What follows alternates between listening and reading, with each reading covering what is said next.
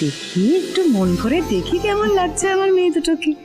সত্যি বাবা ঠাকুর আমারই না নজর লেগেছে। কি যে বলো মা, মায়ের নজর কখনো মেয়েদের লাগতে পারে? কিন্তু শুধু তোমরা দুজন এলে, মামা এলো না। সবে হাসপাতাল থেকে এলো তো, এখনো খুব দুর্বল, আমি ওই জন্য আর আনলাম না। আজকেই তো দিরাগমনের সময় যাবি তো তুই আর জামাই, তখন তো মামাকে নিজের চোখে দেখতে পাবি। কোনো দিরাগমন হবে না, তার আগে আপনাদের মেয়েকে আমার লাইফ থেকে সরিয়ে দেবো আমি। এখানে আসল আগুনটা তো মেঘনাদি লাগাতে পারে।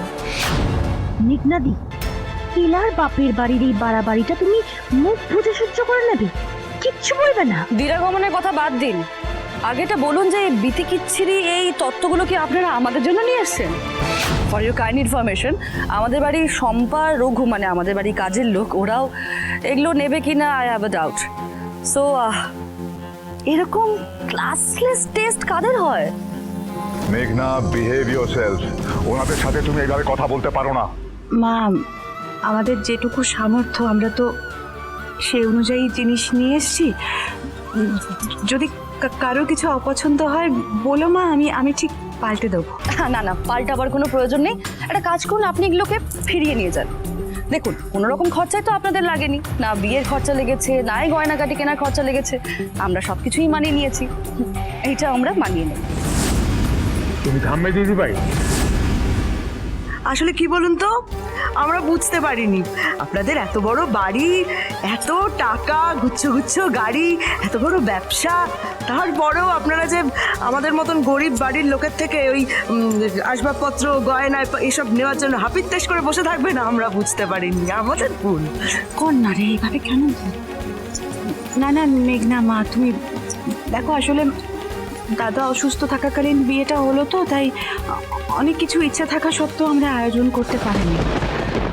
তুমি বলো না তোমার কি পছন্দ, তো তোমাদের কি কি আসবাবপত্র চাই মেসমশাই, বলো না, আমরা সবটা ধীরে ধীরে করে দেবো। কি করে?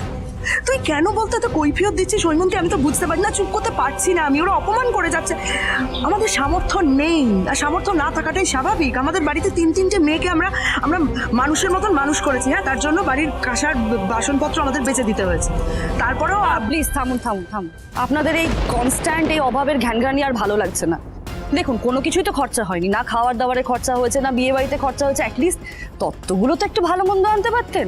দেখুন, আমারও একটা মিডল ক্লাস ফ্যামিলিতেই বিয়ে হয়েছে, অ্যাটলিস্ট ওরা ভালো তত্ত্ব পাঠিয়েছিল।